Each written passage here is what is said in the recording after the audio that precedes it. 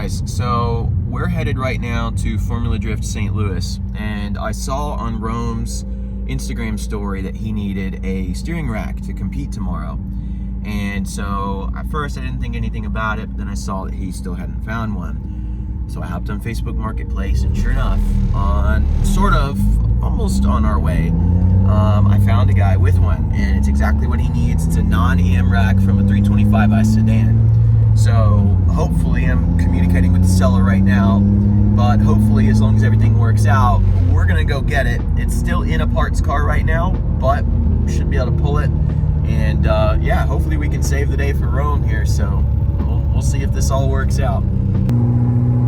Continue on to Bill Emerson Memorial Bridge.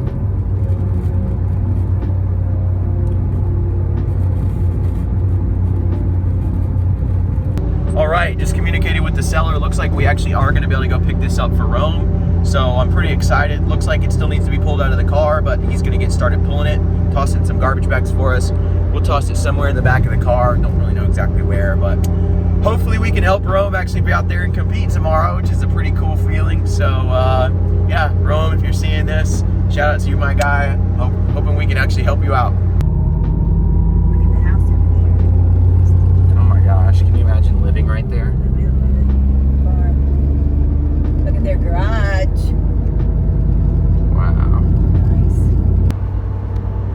Griffin, what are you doing over there? Just trying to help Rome out.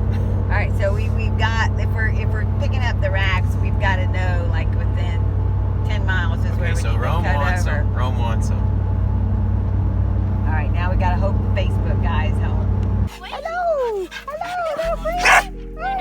Hey, I know you need to just calm down. You're so excited. I can feel them. They're getting the nice.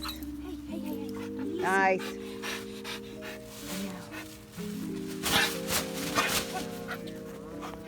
No, come on. Let's go get him.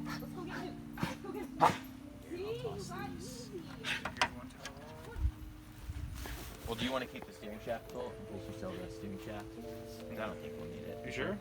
Yeah, I don't think we'll need it. There's one of those.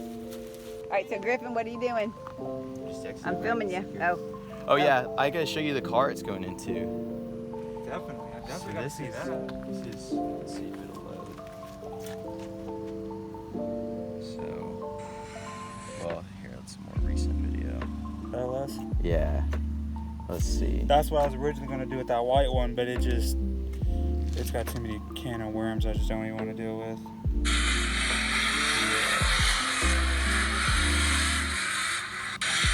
So it came out of this car right here.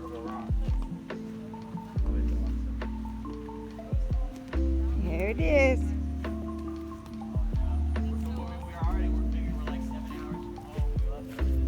So you got a word? You got a word for us? What's one more stop? What's one more stop? That's right. That's right. Nice. All right. The donor car. Nice. It's nice meeting y'all. You too. Anything. You know, anything you need. Like, Every now and then there's like little random stuff. Like I said though, for helping me out, I'll just give you the headlights and those corner lights if I have them for free if you just cover shit.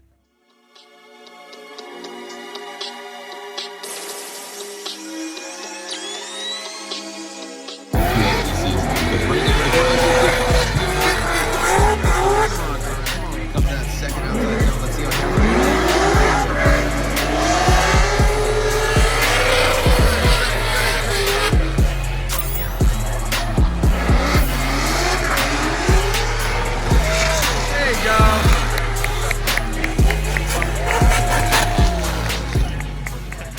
He's Rome. Rome wasn't built in a day. It's built in a few FD seasons because right now the Garagistic BMW, giving modern as hell, Federal tires, coming to that second outside zone. Let's see how he handles it. Ooh, wee, Rick, look at that. All right, so now into the third outside zone goes Rome. And now finally that final outside zone. Like that approach, again, a lot of guys giving that handbrake yank. All right, so Rome just went. I'm about to go down to the pits and find him and talk to him and find out the story about this steering rack and see what's up. Comrade. 82 and 82 for Michael Essa.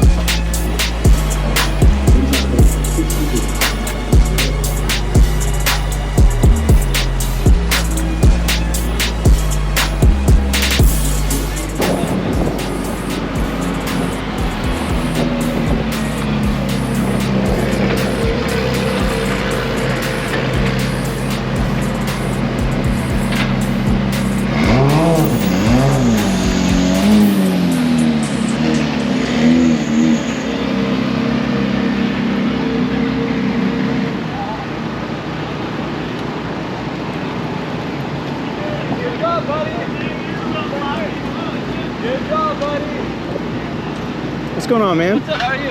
Pretty good. Awesome, awesome. Did that rack work out? Yes, it's in the car. Really? That's the rack in the car right now? Yeah, the other one's wrapped up in the blanket in the back. Oh my gosh. So the rack that you brought me is in the car. It worked. Feels good? Yeah, we scored an 80 with it, so thank God, can't complain too bad. Thank God. I was so worried because I was like, I had no way of checking it. I was like, There's no I was way. worried. I was like, what if it's bad? I was like, what if I'm setting him up? Awesome. It seemed to work great. Heck yeah. So- You looked great. You looked great out there. Thank you. How are you Thank feeling? Really good. I'm trying to get a couple things set up, and then yeah, dude, we're really good. So should be ready to rock. I'll be right back. So. No, you're good. You're good. I don't want to get in your way. There she is.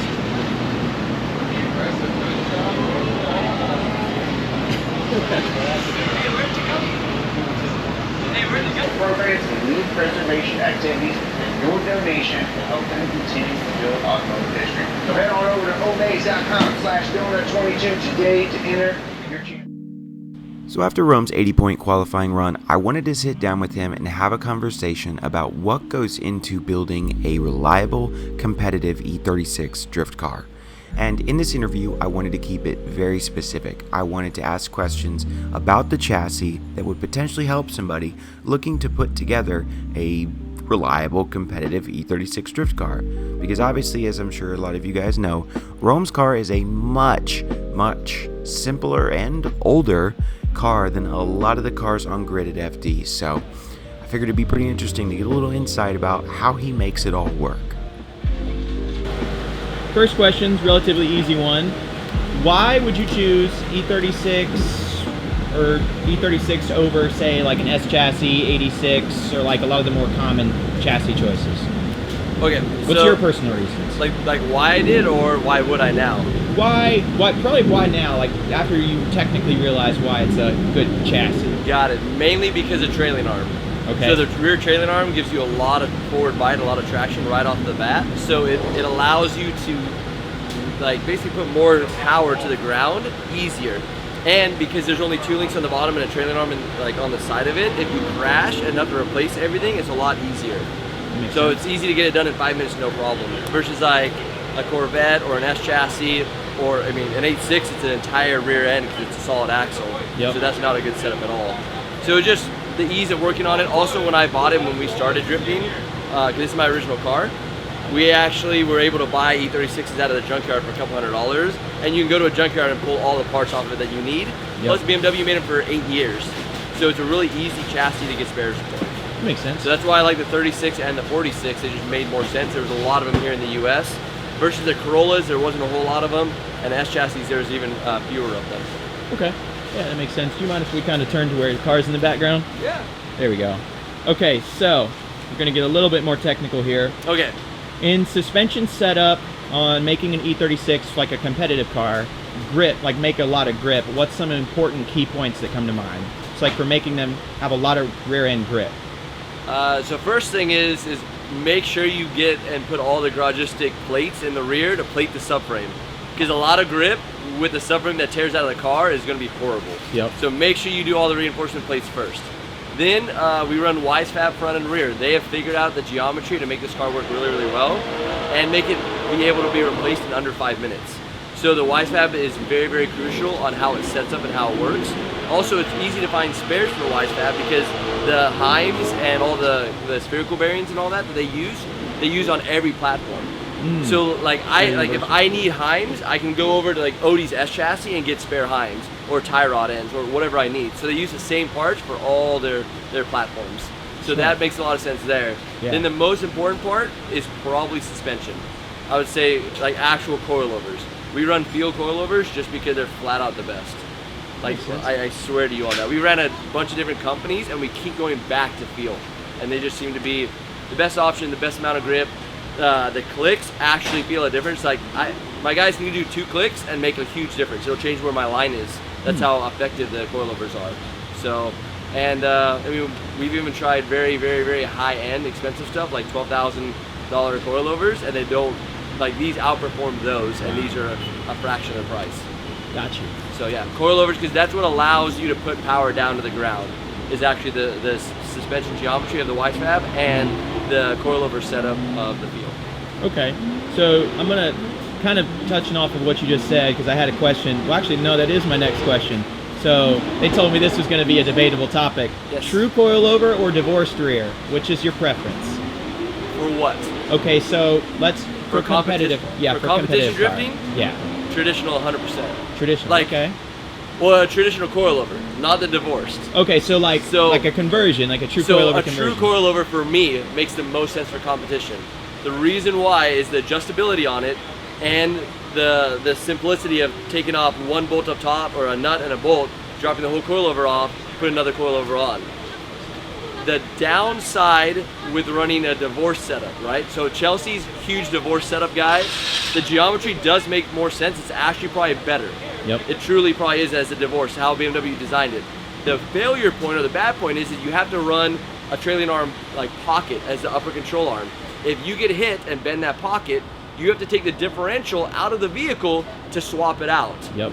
To take a quick change out of an E36 is a long process. There's no way you can do it in under 5 minutes. So the downside or the flaw with the divorce setup is not the geometry.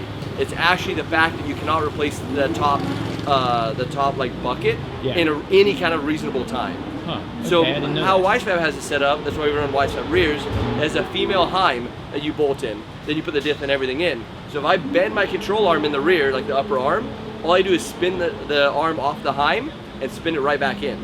So I can change the upper and lower control arms in probably 2 minutes. It's only one bolt. So nice. one bolt and you break the Heim loose. Okay. So that's something that you don't have the ability to do if you run a divorce setup. So for competition driving or even like Pro-Am driving, any kind of drifting stuff, I recommend an actual true coilover in the rear. Okay. It makes a lot more sense for me. And let me touch on a topic of that people don't really get. Normally they're like, oh, a true coilover is going to blow your top hat out, right? You know the top? I was about to ask you about this. Okay, here, Okay. That's totally false. We've tested both. I have the plated on this car, and Sally, my practice car, is not plated at all. Neither one of them blew out. Really? What blows them out is when you adjust the shock longer than the spring. So the spring compresses, or it doesn't compress all the way, and the shock compresses to bottom out, and it punches the so when you through bottom the the rear top. shock out on the Correct. bump stops. Correct, and Okay. it punches it through the top hat. Now you can't do that on a true coilover because you have spring on it. So the sizing doesn't change. But when you run a divorce, if you try and lower your car by lowering your shock and not appropriately adjusting your shock versus your spring rate, when the shock bottoms out, the shock has to punch through somewhere. So like 99% of the cars that we build or we fix actually from damaged rear top hats are all from a divorced setup. Really? I've never replaced one from a traditional. I mean, from like a traditional coilover. And so you're talking about when it actually blows through the sheet metal back there, when it right? blows through the top hat, like where it bolts on top. Oh yeah.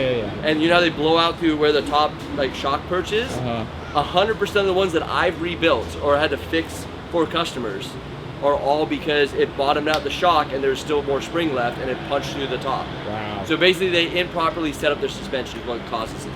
Huh. Well, that's good information because I think a lot of people think it's just it comes from a true divorce coilover. setup. Yeah. Huh. So let's ask this guy right here. Can I bring him in? Sure. Hey, Odie, you got one? Never mind. Go for it. Crew chief needs him. Okay. This is another technical question. So in the rear, do you prefer solid trailing arm bushings or a monoball bearing? Do you know what you run? On what side? Okay, so like where the actual trailing arm bolts into the pocket, like the actual trailing arm bushing. I run the like pillow ball or mono ball all the way around. Okay. So mono ball on everything. Okay. But here's why. So the solid bushings might be better for a street application, right? Mm-hmm. Or like a Delaron or something like that, or like a Poly even for a street application. 100%. Doesn't squeak, doesn't make noise. It's more comfortable. It's softer ride. It's better for street application. As soon as you start thinking about wrecking a car, you don't want those. Those are horrible. The reason why you want a pillow ball is if you wreck the car, you want the arm to oscillate in the rear and not snap the trailing arm or the trailing arm pocket out of the car. So with the pillow ball, it can bend like 90 degrees without binding. So that's why we run pillow ball on all of our race cars. But on my street E36, I run the Garagistic, just the like softest, Poly Delaron. like it's a Poly one, not the Delaron. So the softest Poly. Okay. Just so that it's nice and comfy. I never thought about it like that. See, Yeah, it's all like the neck. You got to think of the bigger picture. Yeah. So when people are like, "What one's better?" Well, what are you doing with it? Yeah. Street driving it is way better to run the Poly bushings. See, that's why I wanted to ask you about competitive. If because it's competition, run solid, and the reason why is so that it flexes. If you hit, it'll flex and not cause any problems. Huh. But here's something else. You ready for this? Will be a mind boggler. Okay. You want to know how to get the most grip out of the car? How? Run all stock bushings in the rear.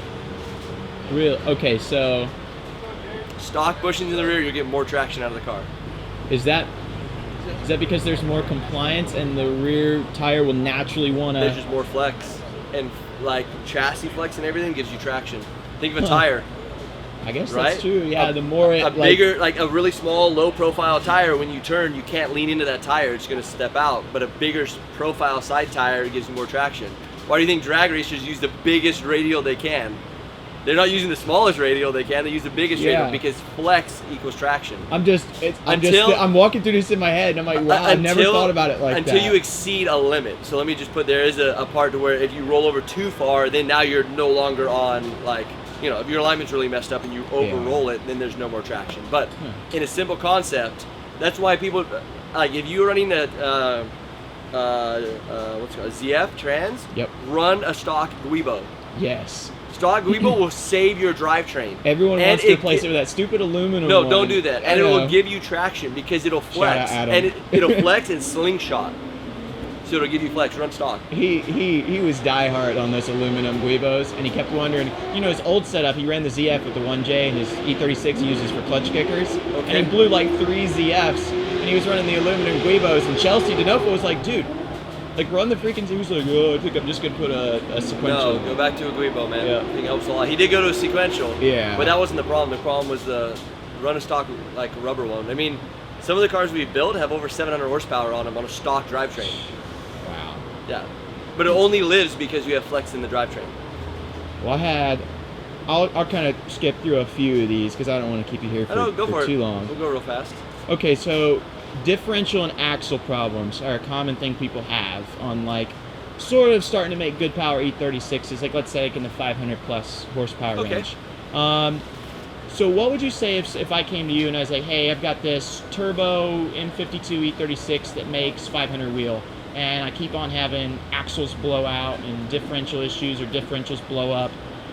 So, like, I wrote, let's see, obviously I know you run a quick change, but not in my other car. My other car only makes like 550. And it's on a stock diff, stock right? everything. Yeah. So, like, what's your ideal setup? Like a bigger diff bolt, a diff brace? What diff bushings do you like? Are you a welded guy or? So I weld the diff. Yeah. Obviously, don't run LSD. I don't run LSD. I just run welded diff. Even in this, I run a spool, which is like a copy of a welded diff. Okay. I run all the Garagistic bushings, and we haven't had any problems with snapping anything there. I run so I like the oversized diff bolt in the front. The 14. Like the 14. Yeah. However, Garagistic just came out with another style of like a hardened bolt shank setup that you can run as well. So that's another option that we're testing, but the oversized bolt works fine. Okay. And normally it's not even the small bolt that breaks. Normally it creates play from it flexing and then it breaks. Obviously, too, like that stock rubber bushing right there, it's like a pry point. Yes, so it starts bending. So if you can run the oversized front bolt, you'll be fine. Most of the time, though, while you're braking it, is like you yourself you're driving. Like I never broke a diff, never had a problem anything till I was running with Odie in his practice car, and I was like, like he's pulling away from him. I gotta get him. So I dumped my tires to like 8 psi and 295s at like 7.5, 8 psi, and on the first corner I broke the diff. Yeah. But I mean, it was my fault for being dumb. Like, I literally was trying to keep up with an FD car, and it just wasn't gonna happen. I came around and it was starting to grip up, and I lit it up and lit it up again, like clutch kicked the hell out of it, and just broke the rear end apart. Snapped it, yeah. It doesn't surprise me. So, okay. Yeah, I mean, that's user error. Yeah, see, So- I did the 14 mil bolt on my other car, just Yeah. when I had the subframe out, and I've loved it. Yeah, you I've should break abused the them. crap out of it, and yeah, I never And had some a people problem. break axles all the time. Yeah, So that's if you're the other breaking thing. axles, you're either A, clutch kicking incorrectly, or B, you're on the e-brake while you're letting go of the clutch. Okay. And most people are like, oh, I don't do that. And I now know 2 pro drivers that claim that they didn't do that their team put in a sensor to see when the e-brake was all the way released and when your clutch was all the way released. And it was 100% them as a driver. Incorrect timing. Interesting. So incorrect timing in the moment. See, this is exactly the kind of stuff I wanted to ask you about, because I had no idea. Driver error most of the time. Because we've been on the same, so Sally has 320,000 miles on it, okay? And it's the stock drivetrain. And I just finally broke the transmission in second gear. That was at 8 PSI with Odie again on 295s. You and Odie so just my need fault. to stay away from each Me and other. Odie, like, dude, we get so rowdy and so rough. I mean, in one lap, like, we'll bang doors 3 times in one lap. Like we get rowdy, bumpers torn off, like everything. Oh, so nice. that's how you learn. Yeah. So yeah, that was just my fault for being dumb. I mean, 295s, grip to the moon, like, it was my fault. I got you. Okay. Well, so I swear you're like reading my mind here, because my next question is about Sally. So this is kind of another broad spectrum question, but like, let's say I came to you and I said, well, I have a car that's similar to Sally.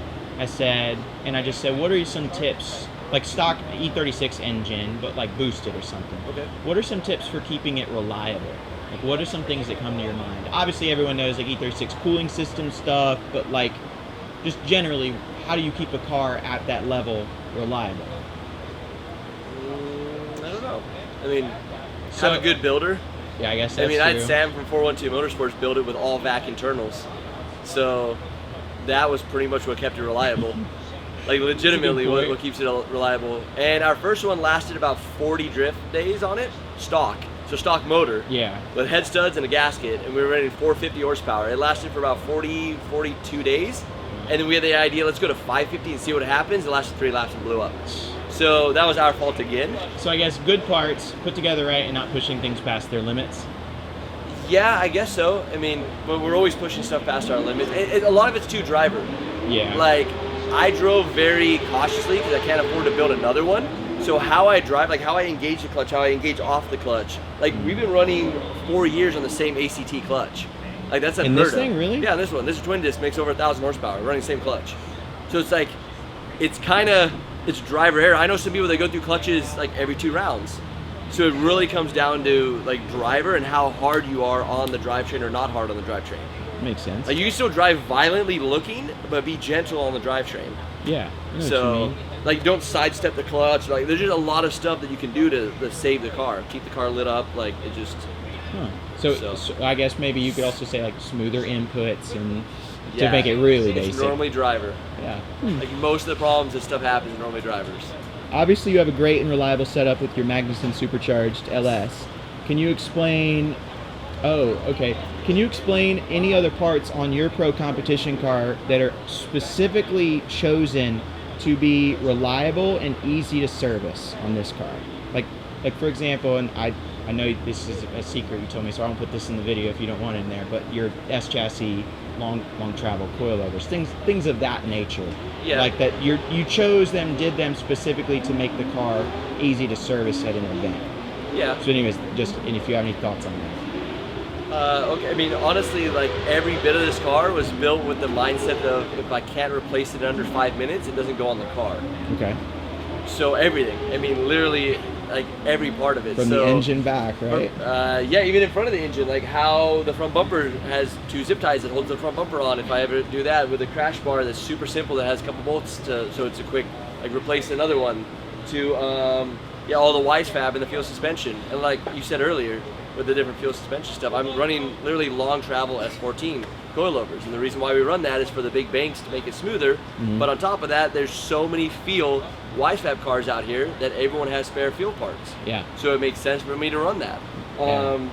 to the transmission. We run a 4-speed GSR dog box. That's probably one of our biggest keys to the Is car. that the RTR guys run too? I don't know what they run. They run a 4-speed. I just don't know. They probably run 4-speed GSR dog boxes.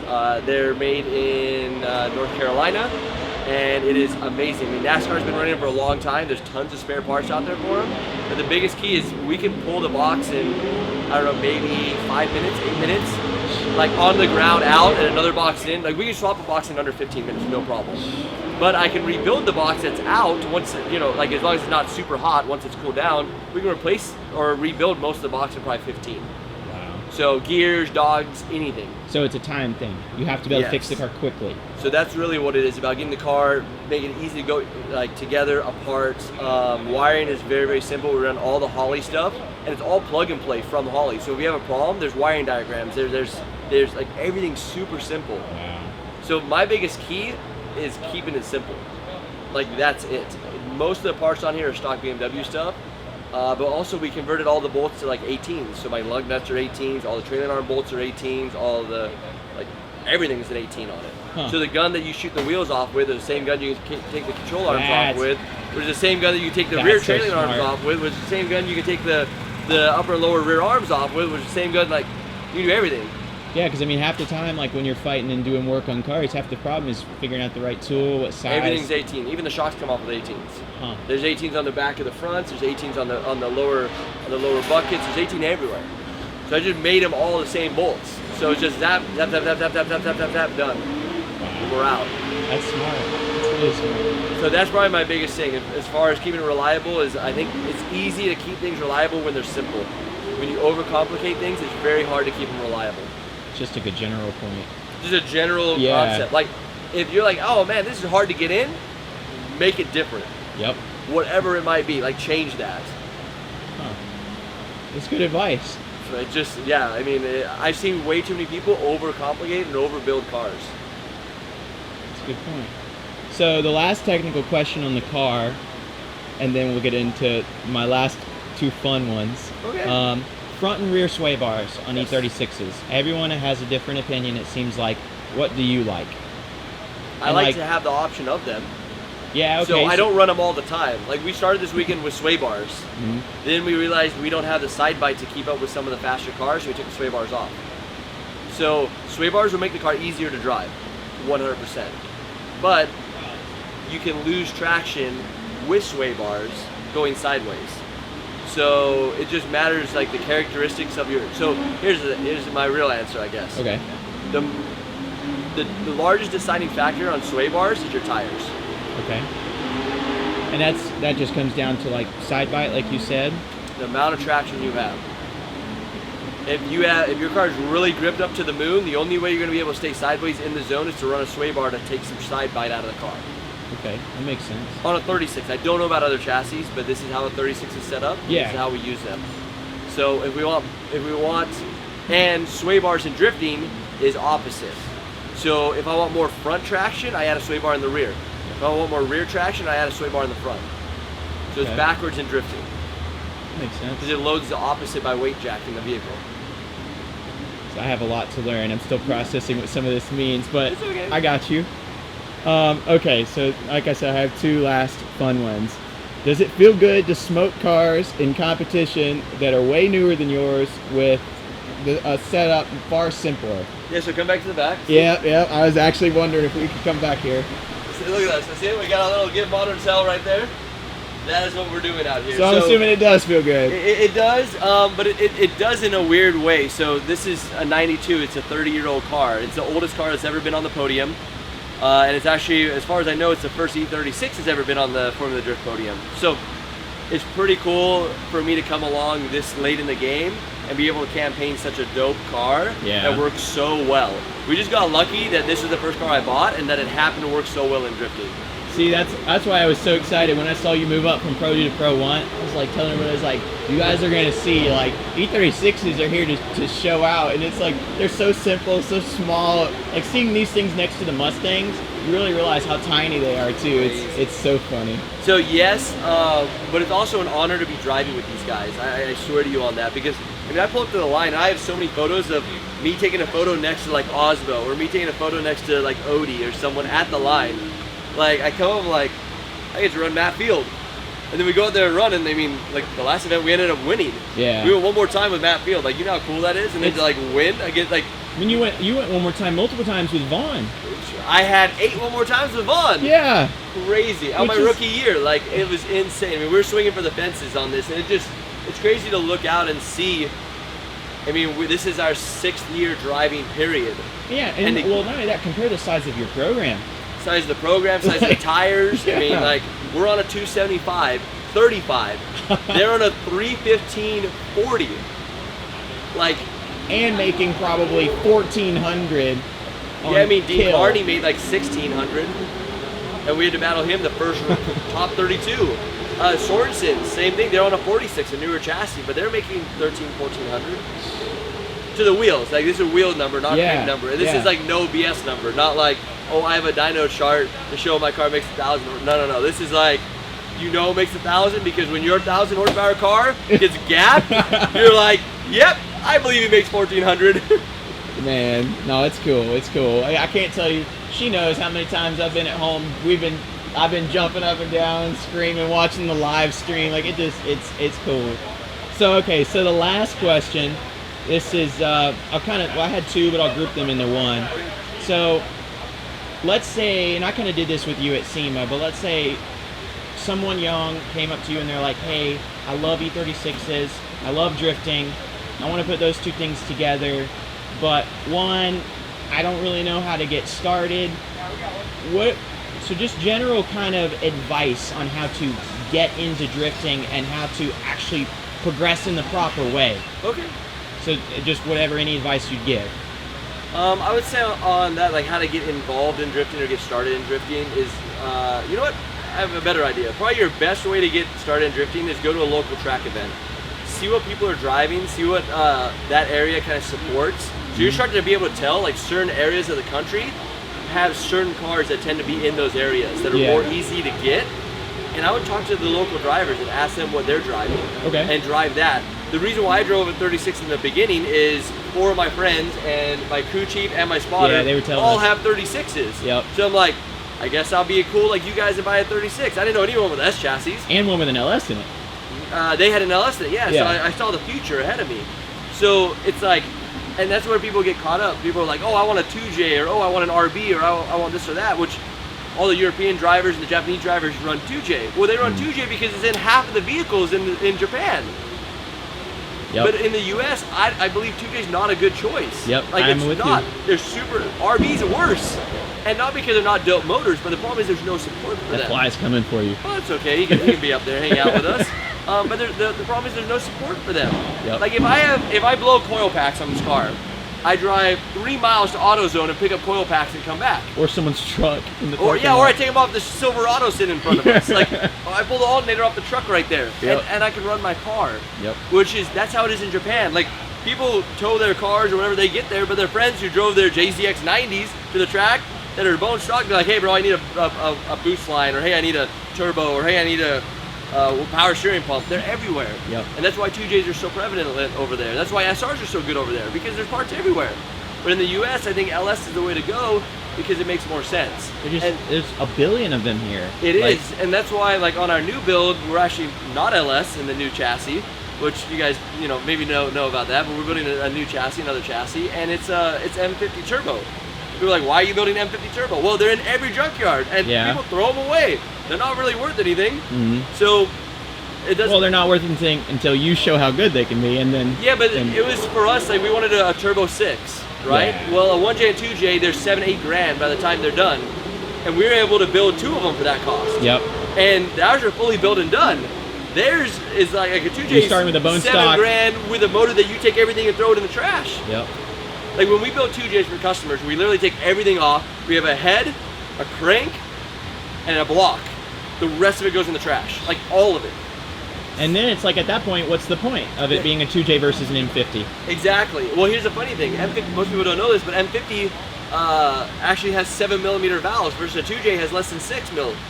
Really? So they have bigger valves off the start. So they have a more efficient head. We don't even touch the heads on them. Wow. So it's like it's kind of crazy. There's a lot of good options out there that people are starting to show up with and pop up with, but I think if you're in the U.S., I mean, do something that there's a lot here. There's a lot of BMW motors here. That's why we like those. There's a lot of LSs. I mean, LSs were made from '99 till still now. Yeah. In like every single vehicle Chevy ever made. Yep. LS is the way to go. It makes good power for very cheap, and you throw a Magnuson supercharger on it. Like ours is a 6.0 iron block that we pulled from the junkyard. Millennium Motorsports threw pistons, rods, stock LS3 heads in it. We're running comp cams, crankshaft, and comp cams like rockers and lifters and all that. But the head is itself is stock, not ported, not polished, not nothing. And we slapped a Magnuson twin scroll supercharger on it, make over 1,000 horsepower. So basically, just your engine, maybe not the supercharger, just in your engine build alone, you're probably a built LS, still cheaper than buying a stock 2J GTE. Oh, it is stock. It's less, probably like $1,500 to $2,000 less for the built LS than it is for a stock, off-the-shelf, straight from Japan 2J. See, at that point, it's like, and it'll make 600 NA. 580 and it'll NA. make torque more down low, like it makes torque everywhere. Well, in the supercharger, yeah. So when the blower's on, like when we turn the blower up, right, and we don't run a lot of boost. To make over 1,000, we make about 16 pounds of boost, right? Wow. Which isn't a lot. Yeah. But at 16 pounds of boost, it makes over 1,000, and it makes like 980 foot-pounds of torque before 3,000 RPM, and holds all the way across. So before 3,000, we're over 900. So. I see when you say it like that, it makes me wonder, it's like, okay, how could you tell somebody, or how could you argue that a 2J is a superior option or some big inline six boosted engine when it's like you come off your handbrake and you have to wait for boost to kick in versus you have it anytime you want it at any point. If you're above 3, you've got everything. So here's something funny. Now I can tell you the downside with it being boosted like this. What is it? The downside is I have no turbo lag. Now I know this sounds funny. This is more of a technical thing. I have no turbo lag. So when turbo cars, when they get lag, they start to gain grip. And when they get back on it, they spool up and they can like launch. All right? And LS is going to be super smooth the whole time because when you roll off throttle and get back on it, you light them up immediately. So that's the only difference, is you can lunge harder with a turbo car if you can drive it right and time it right. But you can also get screwed by boost lag. So it's a double-edged sword. Yeah. That's why like the Japanese drivers or the European drivers drive very differently than the American drivers. American had big power V8s. I mean, there's cars out here V8 nitrous. Yeah. Like, it's insane. But in other countries, they're running 2Js, 1Js, and all this turbo stuff, and they just learn to manage the lag. Now, here's just something else, though. That's why I run a 4-speed dog box. 4-speed dog box, I literally come out of the gate, and you can listen to even my qualifying. I come out of the gate, I throw the thing in 4th gear, and clutch gauge just light it up. You stay in 4th for most of the track? I can literally come out of the gate and like, I can probably leave the line in 4th gear and never shift. It makes so much torque. That's insane. Versus on the turbo cars, they're like, what? What? Yeah. Like they shift a bunch of times. And every time they're shifting, they're losing a little boost or coming off of their momentum. They are, but now around the track though, for a turbo car to stay in, that's why they run sequentials. Is they just click down once, click down again, click up 2 or 3 times. Like, so they're using the shifter to stay in boost. Also a lot more things to do as a driver though. Exactly. That's why they say LS drivers are lazy. Like literally, if you watch, yeah, you're like, lazy. I'm like my left foot's like just chilling there, like it doesn't even know what to do. It's basically an automatic. 4L60 guy over here. What? I mean, I can power through anything. You push down in 4th gear, like. So what you're secretly saying is it's actually a power glide, and you just haven't told anybody. What I'm saying is that LS with a Magnuson supercharger is extremely easy to drive. Man. So if you want something simple and consistent to drive, Magnuson LS, for sure. I'm with you. Yeah. Well, I feel like you just spewed so much amazing information. So thank you so much for talking to me. I wanted something like this because it just doesn't exist. Because I mean, like you are taking an E36 and competing at the highest level in motorsport, and there's really and getting on the podium with it. Yeah. It's not like we're going out there and sucking. Like we're still doing okay. You're doing more than okay. You should be proud of yourself. It's impressive, especially to like for your debut. Because I mean, your rookie season. I'm trying to remember, was it last year? Your Pro 1? Kind of. So we ran... Or did you do the 2020 season? We did the 2020 season that basically no one counts because there was no qualifying. There was double back and forth things. So what sucked is because I was a rookie during that, like the pandemic year, right? Most people don't know this. But because of the rookie, during the pandemic year, we had no qualification points. So they put us in the bottom 4. So we had to battle the top 4 that finished of every round. So I got Vaughn 6 times that year. Oh, that was horrible. Okay, I remember now. So I got Odie once, Uh-huh. Vaughn like 6 times, Matt once, and my season was over. Yeah. Like, it was literally like not even the pandemic. It was the Vaughn year. Like I literally just battled Vaughn the whole entire year. I mean, but if it makes you feel better, I mean, he is the guy who went on to win. So he won the championship that year. So at least you were. So yes, we were there, but like I didn't even have a chance to qualify to be able to change my position of having to run against the top driver. So I'm not trying to like complain on that. It's more of, I know what you mean. Like a lot of drivers don't even say it's like an actual year. Like it was so clustered. I mean, everything was changed and like. It's amazing it happened at all, but it's. And that's why we're so I mean, I'm super thankful for that event and that thing happening. Yeah. But it wasn't like a full year. No. I mean, it was like crammed back to back. Like every other like. You're running today, wherever you end up, you just run the same thing tomorrow. There's no qualifying, there's no opportunity to change stuff. Like, it was rough for sure. Well. So, so last year was technically, as far as I'm counting, last year was your, my rookie year. debut. So in my eyes, I get it. I was here a year before that, but it was rough. Yeah. It was I mean, at least if you were gonna get thrown into the fire at first, it's a good way to. Get your feet wet is the worst possible scenario. It was, and it sucked because we weren't able to drive half the tracks. Yeah. So it was like we drove a couple tracks back to back with no qualifying. Like it was. I mean, I don't really count it as a full year or full season because it wasn't. It was half the tracks, half the events, and even while you're at the event, it's half the drive time. Yep. So it was just like a run through go. I mean, we would get maybe 4 practice laps. Wow. Before you go into tandem battles the same day. There's no qualifying. So it was like 2 lead, 2 chase. You guys good? Figure it out. You make it around the track. All right, send in cars. And then start the next morning. You get 2 hours of practice and right into tandems. Tandems like random draw based on a positioning. God, that just sounds so stressful. Like it was. Even from the outside, like it's stressing me out. Half the team couldn't make it. People got COVID. This happened. These people couldn't make it. Like we're all over the place. But it's all good. It's part of the game. So we're here I think now, it set me up for last year. Last year, we still never made it out of the top 32 last year.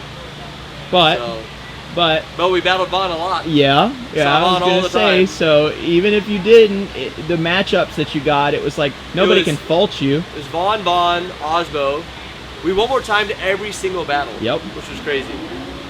I had 8 chances to get out of the top 32. And there was a couple that were. They were all one more time battles. There was a couple that were questionable as well. Technically, I got not just 8, but I got 16 battles, even though I never made it out of the top 32. Yeah. Like I said, there was a couple I watched it and I was like, I should have given that to him. But I think it's also too like you said. I mean, I don't want to say the judges think this, but I think sometimes there can be a mental thing about seeing the rookie go up against like Osbo or. I think it's more than that. I think honestly, it's like as human beings, we just assume certain things. Yeah. And I don't think they do it on purpose. I really don't. And I've been a judge before, and it's not easy to be a judge.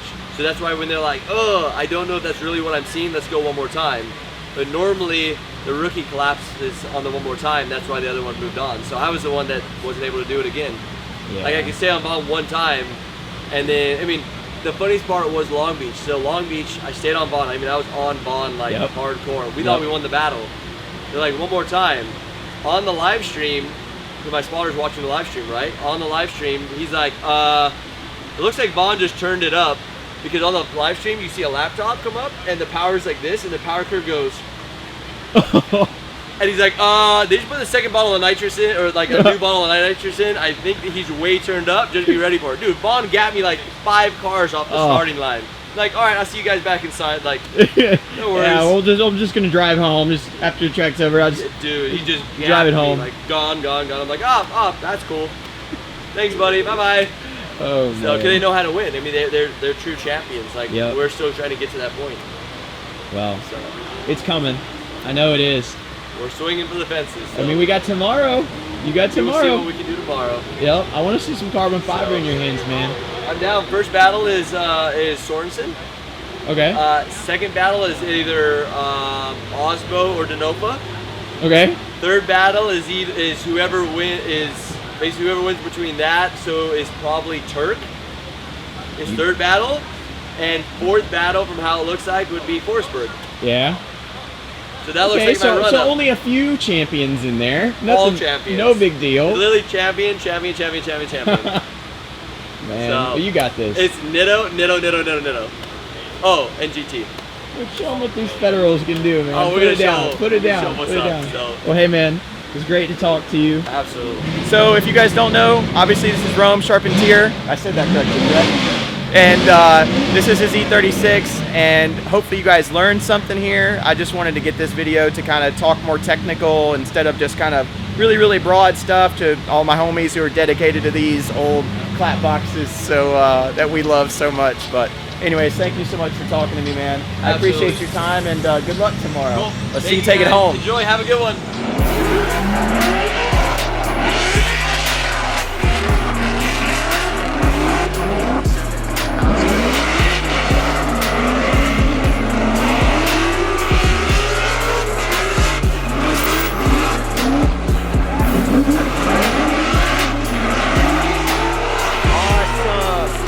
Awesome. Woo!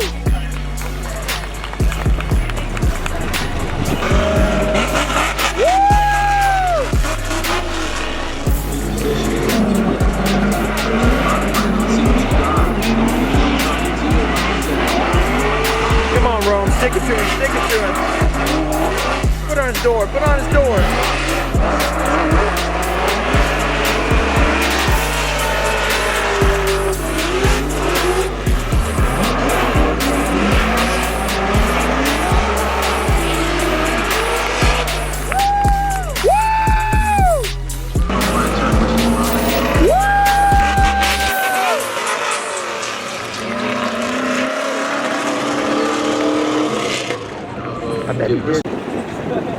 As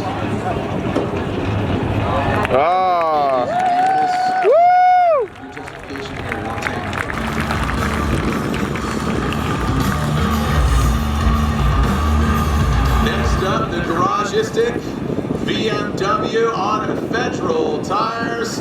Second place last round in New Jersey. It is Rome Charpentier.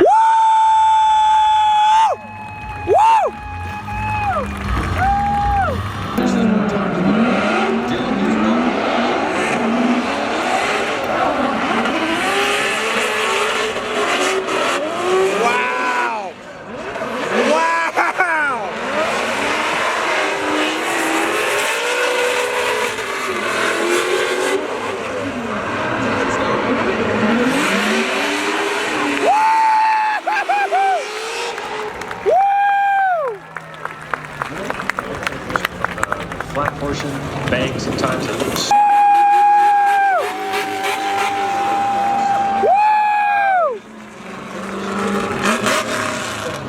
Is a little bit inside, kind of gets a little close there. Let's go, Rome!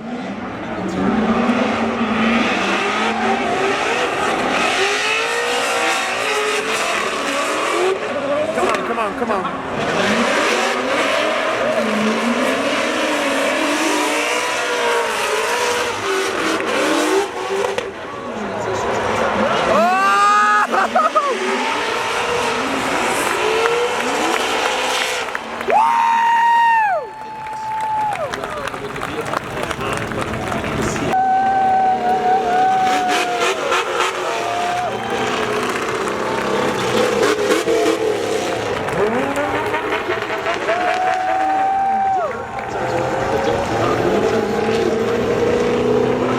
Come on, come on.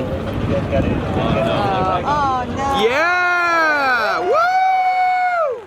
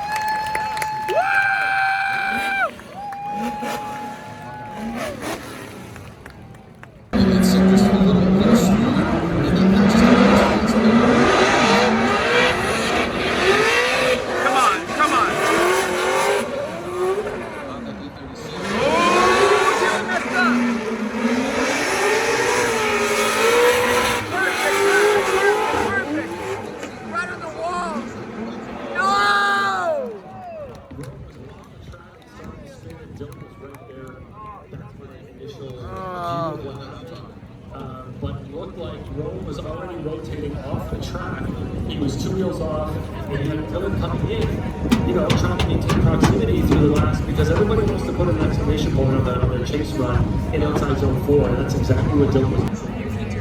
There's a lot of talk about additives, and Coilover has proprietary cellular technology.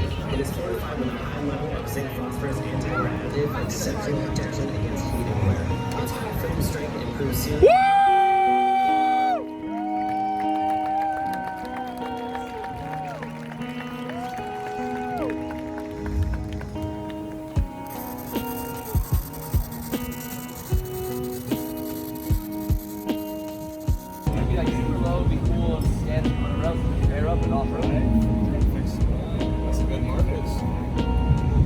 Off-road super good. And then the whole side's all rocker panel rocks. Yeah, it's like go into like a rut, turn and understeer forever. Into the rut? Is there anything else there? Yeah, this whole side was off. So you got it back together though. Look, where's the shocks? Right over there to his right. Is there anything else bent though, like rack or anything? Have like buttons, but like even that's but this the story that it tells. Yeah, check out.